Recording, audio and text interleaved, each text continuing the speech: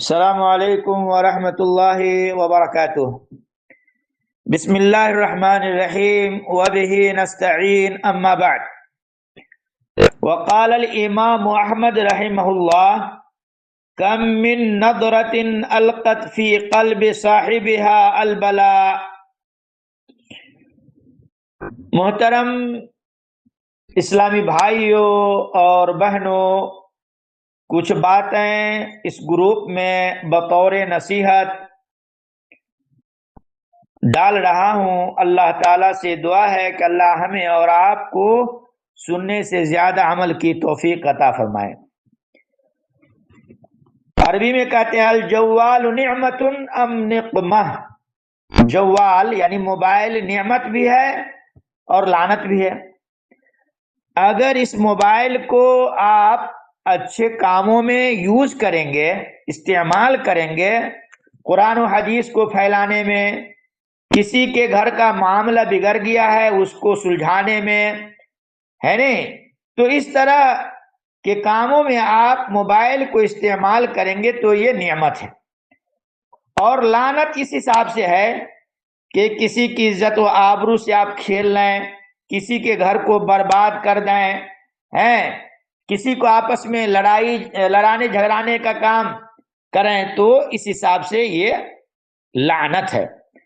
اسی لیے امام احمد رحمہ اللہ نے کہا کتنی نگاہوں نے صاحب نگاہ کے دل میں مصیبتوں کا طوفان کھڑا کر دیا۔ عزیز ساتھیوں،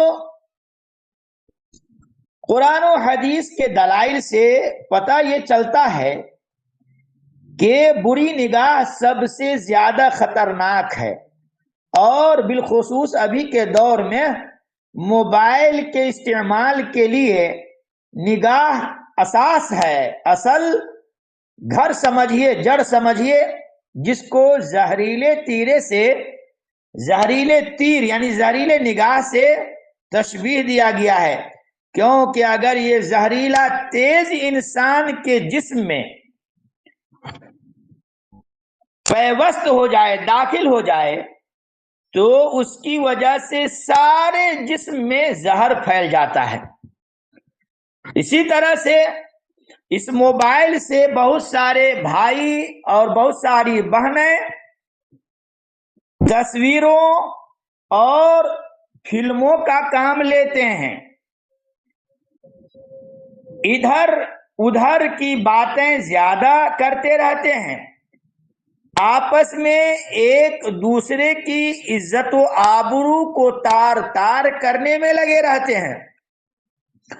اس لیے دیکھیے اللہ تبارک و تعالیٰ نے سورہ نحل آیت نمبر 25 میں فرمایا لِيَحْمِلُوا أَوْزَارَهُمْ كَامِلَةً يَوْمَ الْقِيَامَةِ وَمِنْ أَوْزَارِ الَّذِينَ يُضِلُّونَهُمْ بِغَيْرِ عِلْمٍ۔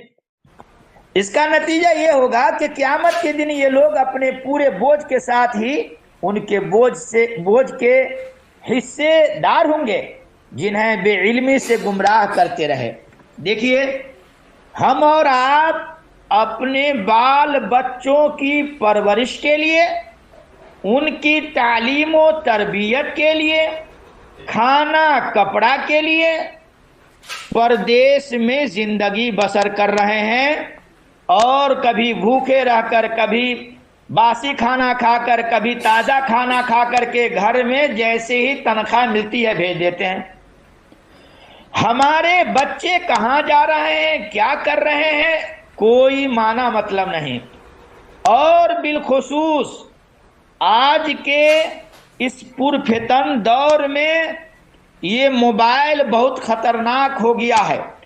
اس لیے بھائیوں، اگر ہم اور آپ اپنی عزت کو بچانا چاہتے ہیں، اپنے گھر کو اسلامی ماحول میں ڈالنا چاہتے ہیں، تو اپنی عورتوں کو تنبیہ کیجیے کہ بچے یا بچی کو موبائل نہ دیں۔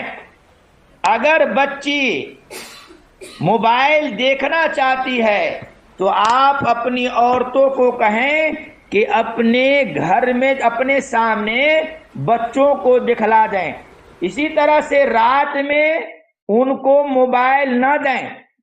دیکھیے اب جو ہے بالخصوص اب چھوٹے بچے اور بچیاں ان کو چھوڑیے، لیکن یہ 8 کلاس 9 کلاس 10 کلاس میں پڑھنے والے بچے اور بچیاں کہیں گروپ کی شکل میں کہیں کچھ. بہت افسوس ہے. ابھی حال ہی میں انڈیا میں بھی ایک واقعہ ہے جو گروپ میں پڑھا تھا. اسی ایک ایپس جو ہے، اس ایپس کے ذریعے سے ان کا گھر برباد ہو گیا.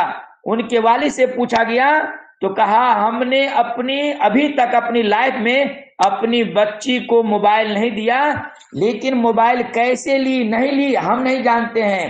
تو کہا کہ ہو سکتا ہے. وہ جب پتہ لگایا گیا تو کہا ریکارڈنگ لمبا ہو رہا ہے، معافی چاہتا ہوں. کہا کہ ہم جب سو جاتے یا موبائل کو جب چارج میں لگا دیتے تھے تو ہمارے گھر کے بچے اور بچیاں اس موبائل کو چارج سے نکال کر کے استعمال کیا کرتی تھی، اور اسی سے جو ہے حالت اس گھر کتنی خراب ہو گئی، عزت و آبرو بھی برباد ہو گئے.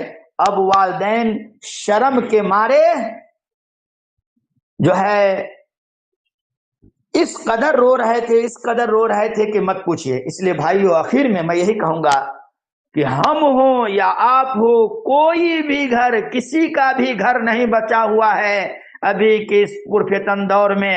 اس لیے ہم اور آپ اپنی اپنی بیوی کو جو ہے بہت سختی کے ساتھ نصیحت کریں کہ بچوں بالخصوص بچی کو موبائل ہاتھ میں نہ دیں.